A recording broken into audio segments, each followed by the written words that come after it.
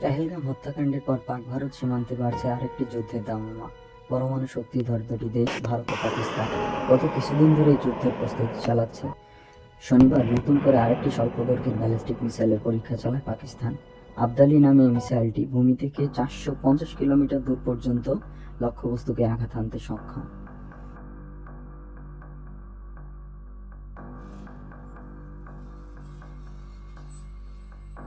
তাদের পরীক্ষা সফল হয়েছে বলে দাবি ইসলামাবাদের। পাকিস্তান যখন ব্যালিস্টিক মিসাইল নিয়ে প্রস্তুত রয়েছে, একদিন আগেই ভারত প্রদেশে একাধিক যুদ্ধ বিমানের মহড়া চালায়।